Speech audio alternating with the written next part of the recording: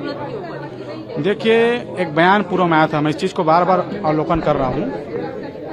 एक बयान पूर्व में आया था हमारे पूर्व गृह मंत्री के माध्यम से, पी चिदम्बरम जी के उनके एक्स से आया था कि वो दिमागी नक्सलियों के साहस पर, दिमागी नक्सलियों के साथ हैं, उन पर गर्व होता है। तो मुझको बहुत आया था कि आज आप हमारे बस्तर में जाकर देखिए, ऐसा न कोई विरोध कर रहा है, न कोई बयानबाजी कर रहा है, बल्कि उन बस्तर के पीड़ितों के साथ कंधा से कंधा मिला करके हमारे जवानों के जज्बों के साथ खड़ा है। और दिल्ली से आवाज जाना, जो देश की राजधानी है, जहां पर हमारा सारा चीज हैंडल होता है, जहां से हमारा चीज प्रेषित होता है, वहां इस बात आना हमको बहुत आहत हुई। तो हम सोचे कि हम दिल्ली जाएंगे, दिल्ली में नहीं अमेरिका में होते तो हम अमेरिका भी जाते इस बात को करने के लिए कि आप ऐसा कैसे बोल सकते हैं। आपने बताया कि आपके पति शहीद हो गए। जी। बताइएगा हमें क्या हुआ था आपके साथ? जी, मेरे पति फोर्स में थे, स्टेप के जवान थे। उसी समय नक्सलियों ने एम्बुश लगाकर हत्या कर दी, पीड़मेर में, सुकमा जिले के पीड़मेर में। आप लोगों को ये जो शांति समिति है, बस्तर शांति समिति, जी। उसके माध्यम से आप लोगों ने पत्र बनाया। जी। क्या कहना चाहती हैं आप? जी, हम लोग यही बोलना चाहते हैं कि जो पी चिदम्बरम बोल रहे हैं कि सोशल मीडिया में मैं नक्सलियों के नक्सली दिमागी में समर्थन दे रहे हैं, इसी के विरुद्ध में आए हैं। हम लोग अपने पति खोए हैं। बस्तर में तो ऐसे कई बहनें हैं जो अपने पति खोए हैं। अगर आज की बात करें, आज बस्तर की क्या स्थिति है, कैसे है बस्तर? अभी तो बस्तर में नक्सली मुक्त हो गया, लेकिन ऐसे कई मंत्री लोग हैं जो यहाँ दिल्ली में बैठ के बोल रहे हैं कि हम नक्सली समर्थन में अपना वो कर रहे हैं, इसलिए आए हैं। आप लोगों को एक बार डर है जो मतलब जी, पहले जो हुआ है वो अब मत हो, यही चाहते हैं। मैडम, प्रेस वार्ता की जरूरत हमको ये पड़ी कि 40 साल से बस्तर जो नक्सल हिंसा में जल रहा था, हजारों लोगों ने बस्तर में शांति स्थापित करने के लिए अपनी जानें कुर्बान कर दी, शहीद हो गए।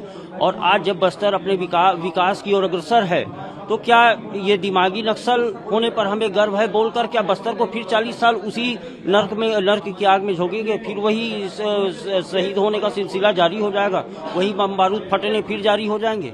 क्या बस्तर को विकास नहीं करना चाहिए?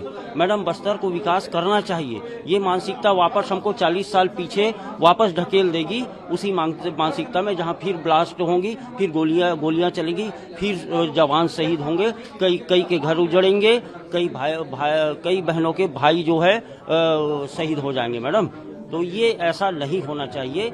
नक्सली जो दिमागी जो मानसिकता है, वो हकीकत में हिंसात्मक रूप को हम समझते हैं, जो हमने बस्तर में हिंसा के रूप में देखी है। जी, बस्तर से आए, जिला बीजापुर। हमारा भैया वो लकड़ी के लिए जा रहे थे, 3 लोग, हमारा चाचा पापा, हम लोग 3 लोग जा रहे थे।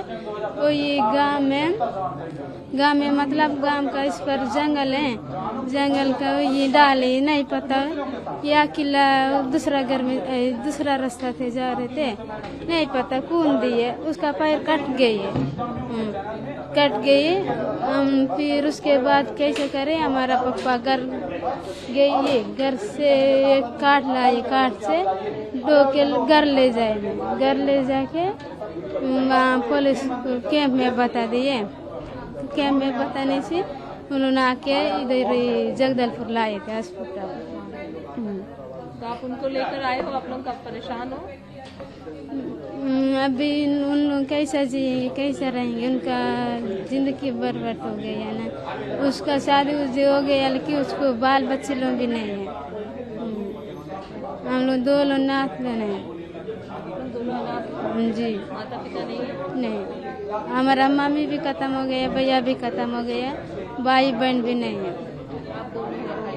जी, मेरा ये कहना है कि जैसे मेरा घटना हुआ 9 अक्टूबर 2022 को, अभी 4 साल होने जा रहा है लगभग। और लेकिन घटना हुआ मेरे ही साथ नहीं, हमारे क्षेत्र में, और उसी साल बहुत लोगों को हुआ। कोई तो खत्म भी हो गए, कोई आधा अंक लेकर चल रहे हैं।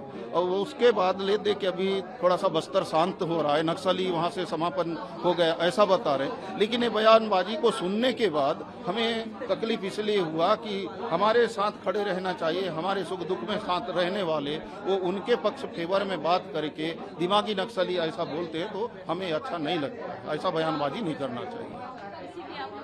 हाँ, इसीलिए आए हैं, सब राय पास करके आए कि हम जाके एक स्वर में बोलेंगे कि ऐसा बयानबाजी ना ऐसे बयानबाजी से फर्क पड़ता है इन सभी को? पड़ता है। कई लोग होंगे अभी भी जो इस प्रकार के बयान को सुनने के बाद उनको बल मिलता हो। हम तो यही सोचते हैं कि उनको बाकी लोगों को बल मिलता है ऐसे बयान सुनने के बाद। 110 बटालियन कोबरा से हूँ, सीआरपीएफ से। आपने बताया कि किस तरीके से सतपुरी जादू है, कैसे घटना घटी, क्या कहना चाहेंगे आप लोग?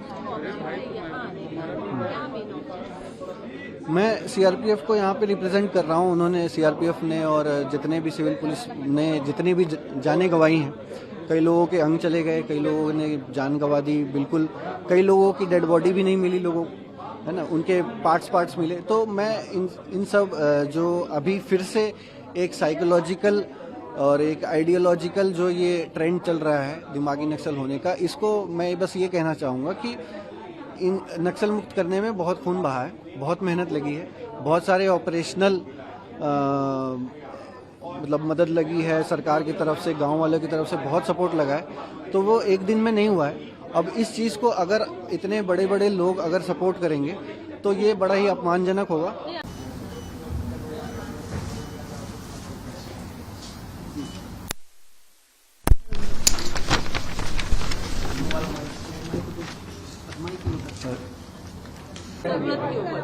देखिए, एक बयान पूर्व में आया था, मैं इस चीज़ को बार बार अवलोकन कर रहा हूँ।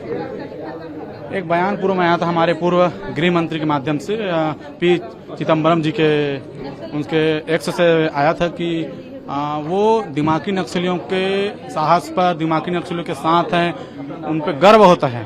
तो मुझको बहुत आयत हुआ कि आज आप हमारे बस्तर में जाकर देखिए, ऐसा ना कोई विरोध कर रहा है, ना कोई बयानबाजी कर रहा है, बल्कि उन बस्तर के पीड़ितों के साथ कंधा से कंधा मिला करके हमारे जवानों के जज्बों के साथ खड़ा है। और दिल्ली से आवाज जाना, जो देश की राजधानी है, जहां पर हमारा सारा चीज हैंडल होता है, जहां से हमारा चीज प्रेषित होता है, वहां इस बात आना हमको बहुत आहत हुई। तो हम सोचे कि हम दिल्ली जाएंगे। दिल्ली में नहीं, अमेरिका में होते तो हम अमेरिका भी जाते इस बात को करने के लिए कि आप ऐसा कैसे बोल सकते हैं। आपने बताया कि आपके पति शहीद हो गए। जी। बताइएगा हमें क्या हुआ था आपके साथ? जी, मेरे पति फोर्स में थे, स्टेप के जवान थे। उसी समय नक्सलियों ने एम्बुश लगाकर हत्या कर दी, पीड़मेर में, सुकमा जिले के पीड़मेर में। आप लोग को ये जो शांति समिति है, बस्तर शांति समिति, जी। के माध्यम से आप लोग अपनी बात रखने आए हैं। जी। क्या कहना चाहती हैं आप? जी, हम लोग यही बोलना चाहते हैं कि जो पी चिदम्बरम बोल रहे हैं कि सोशल मीडिया में मैं नक्सलियों के नक्सली दिमागी में समर्थन दे रहे हैं, इसी के विरुद्ध में आए हैं हम लोग अपने पति खोए हैं। बस्तर में तो ऐसे कई बहनें हैं जो अपने पति खोए हैं। अगर आज की बात करें, आज बस्तर की क्या स्थिति है, कैसे है बस्तर? अभी तो बस्तर में नक्सली मुक्त तो हो गया, लेकिन ऐसे कई मंत्री लोग हैं जो यहाँ दिल्ली में बैठ के बोल रहे हैं कि हम नक्सली समर्थन में अपना वो कर रहे हैं, इसलिए आए हैं। आप लोगों को एक बार डर है जो मतलब जी, पहले जो हुआ है वो अब मत हो, यही चाहते हैं। मैडम, प्रेस वार्ता की जरूरत हमको ये पड़ी कि 40 साल से बस्तर जो नक्सल हिंसा में जल रहा था, हजारों लोगों ने बस्तर में शांति स्थापित करने के लिए अपनी जानें कुर्बान कर दी, शहीद हो गए। और आज जब बस्तर अपने विकास की ओर अग्रसर है, तो क्या ये दिमागी नक्सल होने पर हमें गर्व है बोलकर क्या बस्तर को फिर 40 साल उसी नर्क की आग में झोंकेंगे? फिर वही शहीद होने का सिलसिला जारी हो जाएगा, वही बम बारूद फटने फिर जारी हो जाएंगे? क्या बस्तर को विकास नहीं करना चाहिए? मैडम, बस्तर को विकास करना चाहिए। ये मानसिकता वापस हमको 40 साल पीछे वापस ढकेल देगी, उसी मानसिकता में जहां फिर ब्लास्ट होंगी, फिर गोलियां चलेंगी, फिर जवान शहीद होंगे, कई के घर उजड़ेंगे, कई बहनों के भाई जो है शहीद हो जाएंगे। मैडम, तो ये ऐसा नहीं होना चाहिए। नक्सली जो दिमागी जो मानसिकता है, वो हकीकत में हिंसात्मक रूप को हम समझते हैं, जो हमने बस्तर में हिंसा के रूप में देखी है। जी, बस्तर से आए, जिला बीजापुर। हमारा भैया वो लकड़ी के लिए जा रहे थे, 3 लोग, हमारा चाचा पापा, हम लोग 3 लोग जा रहे थे।